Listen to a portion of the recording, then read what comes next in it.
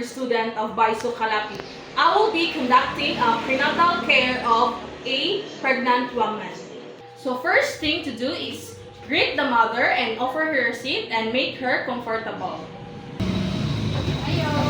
Good morning, ma'am. Good morning, So, ma'am. lingkod sa dadali, ma'am. So next is use the individual treatment record or maternal health record to record vital information about client. Next is take the woman complete history using the DOH prescribed form.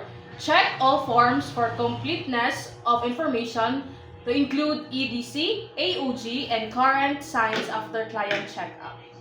So ma'am na ba kay dala nga kanang mother book ma'am? Pwede mo kumuha. So after ka na kuan o ka ng kuan ma'am, so magkuha ko ng vital signs una.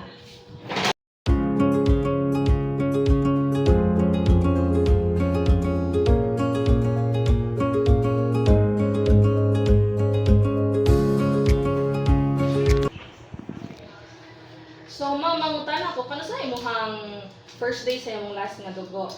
September 11. Sige. So i-keep sa ma'am ha. So kanang imong tiyan karon is 32 weeks na siya.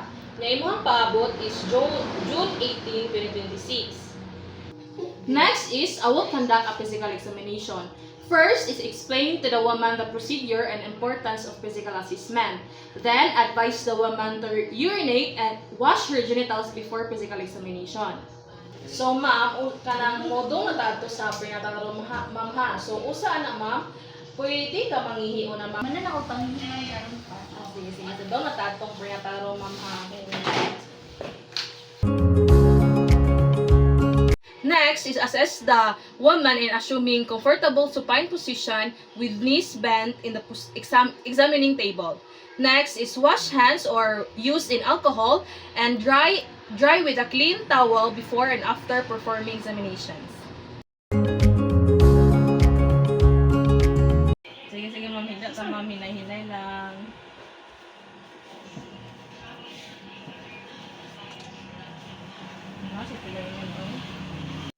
Next is expose the abdomen of the woman while covering the lower part of the body with a sheet or blanket. Next is inspect the abdomen for post-surgery scar and skin lesions. Palpate the abdomen to measure the fundic height if compatible to AOG or age of gestations. Then perform a Leopold's maneuver to check the presentation and position of the fetus when necessary.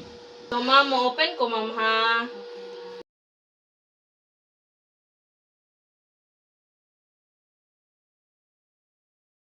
I-check na kung na may mga post-surgery or mga scars. So, wala araman siya. So, akong i-check imuhang fundic height.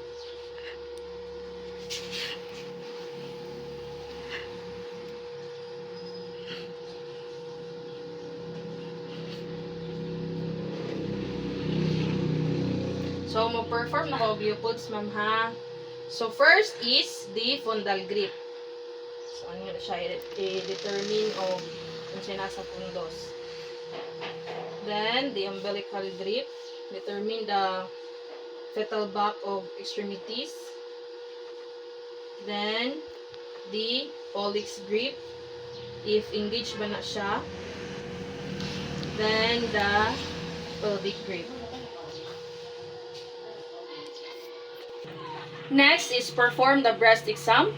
Inspect the upper and lower extremities for signs of edema and varicose vein. Then, based on the physical examination conducted, discuss the health problems discovered including possible referral. Then, request for routine and antenatal laboratory examinations.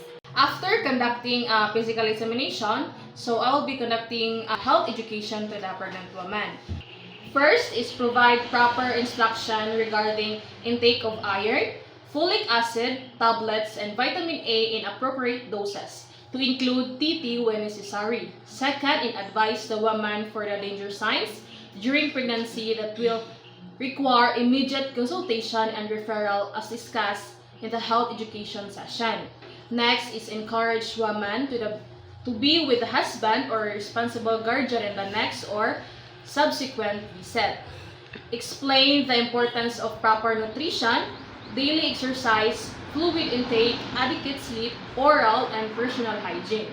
The next is discuss with the woman how to avoid exposure to STI and HIV if there is a risk, including monogamous relationship and use of condom. Next is explain to the woman the need to deliver in a facility like birthing home and the need to have at least prenatal visits during pregnancy. Next is the breastfeeding advice. Discuss the importance of breastfeeding to the woman. Explain the importance of breastfeeding and colostrum. Recommend practices that will help produce breast milk. Demonstrate how to take care of the breast and nipple. So, ma'am, mangutan ko nimo na ba kay gipang take nga vitamins, ma'am? Naro, ma'am. So, kadto ma'am, is imo na to siyang i-continue, ma'am, ha? Then, na-enjoy ka na ba kag titi, ma'am? Sige, sige, mas maayo. Then, so, kapila na nimo nga bata, ma'am? Naro, ma'am. So, kay bawa naman karon no sa mga danger signs o mabuntis ka. So, kung nga gani kay pamation nga dili na nimo kaya, kung dili ka mobalik diri sa ato ang clinic. Then, next is, kanang na ba kay kauban nimo ma'am ug magsunod kanang kauban nimo ining sunod visit in prenatal nimo diri ma'am. Naro ako, ma'am. Sige sige. So dapat ka magdag kauban ma'am ha. So dapat ka nga mukaon og mga healthy foods ma'am ha, like vegetables and kanang mga fruits. Then dapat mo ka nga mag-exercise, walking ginagmay, then mag-squatting. Then ayaw ko kalimot og pag-inom og tubig. Then imong tug is dapat ka nga matug og kanang sakto. Then, imuhang ka na dapat maligo ka kada adlaw, ma'am, no? So, ma'am, na ba imong pares sa inyo, ma'am? Wala ra, ma'am. So, og kanang muli gani imong pares, ma'am, yan. Kanang muhangi sa nimo nga magkuan siya, so dapat ta magamit og kanang condom para malikayan nato ang mga STI ug HIV. Then, kanang na unsa may imong plano ka, ma'am? Asa man ka mga nakulig ko nimo? Dito lang sa hospital, Sensei.